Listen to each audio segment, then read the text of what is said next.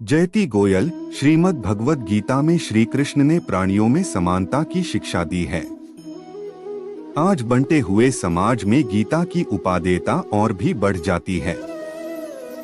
श्रीमद् भगवद गीता के 15वें अध्याय में कृष्ण कहते हैं, इस संसार में सारे जीव मेरे अंश हैं। वे 6 इंद्रियों से घोर संघर्ष कर रहे हैं, जिसमें मन भी सम्मिलित है। श्री कृष्ण इसे और स्पष्ट करते हैं, विनम्र पुरुष अपने वास्तविक ज्ञान के कारण सभी को समान दृष्टि से देखता है। अर्थात जब हम किसी भी भूखे की भूख मिटाते हैं तो भगवान की भूख मिटाते हैं, प्रत्येक प्राणी में ही। 6ठे अध्याय में भगवान श्री कृष्ण कहते हैं, जब मनुष्य निष्कपट हितैषियों, प्रिय मित्रों, तटस्थों, मध्यस्थों, ईर्ष्यालुओं, शत्रुओं तथा मित्रों को समान भाव से देखता है तो वह और भी उन्नत माना जाता है। स्पष्ट है कि हमारे सांसारिक संबंध कैसे भी हों, पर हमारे व्यवहार में समानता का भाव होना चाहिए। दुनिया में समानता का विचार आधुनिक काल की देन माना जाता है, किंतु भारत में श्रीमद् भगवद गीता में समानता का विचार अद्भुत ढंग से प्रस्तुत हुआ है। हालांकि कोई धर्म आपस में भेदभाव के लिए प्रेरित नहीं करता, फिर भी धर्म के नाम पर आज समाज बंटा हुआ है।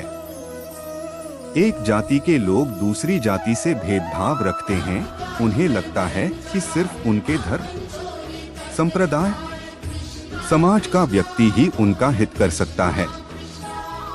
यह सोच बिल्कुल गलत है और इसी विभेद का लाभ उठाया जाता है। बंटे हुए समाज को और बांटने का प्रबंध किया जाता है। धर्म को लेकर अक्सर लोगों में वाद विवाद होता रहता है। इसी का नतीजा है कि हम एक बार फिर से उस दोराहे पर खड़े हैं, जहां देश में आध्यात्मिकता की एक लहर की अनिवार्यता महसूस होने लगी है। आध्यात्मिकता की लहर का मतलब है एकता की भावना। कुछ ऐसा हो कि हर कोई दूसरों से ऐक्य महसूस करने लगे। अध्यात्म के प्रभाव में ऐसा होना कोई मुश्किल नहीं है। स्वामी विवेकानंद ने कहा है, सभी धर्मों का गंतव्य स्थान एक है। जिस प्रकार विभिन्न मार्गों से बहती हुई नदियां समुद्र में जाकर गिरती हैं, उसी प्रकार सब मतमतांतर परमात्मा की ओर ले जाते हैं। मानव धर्म एक है, मानव जाति एक है।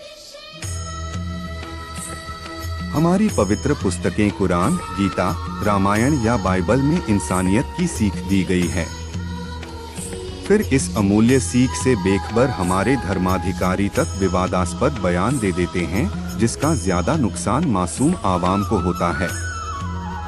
ऐसा समाज जहां इंसानियत ही हमारा धर्म हो, इसके लिए जरूरी है कि हम पहले इंसान बन जाएं, जो सब धर्मों से ऊपर है। आज स्थिति इसके विपरीत है। सबसे बुद्धिमान कहा जाने वाला मनुष्य ही आज शांति के चमन को भेदभाव की दूषित मानसिकता से नष्ट कर रहा है। यह हमारे अज्ञानता में जीने का सबूत नहीं तो और क्या है।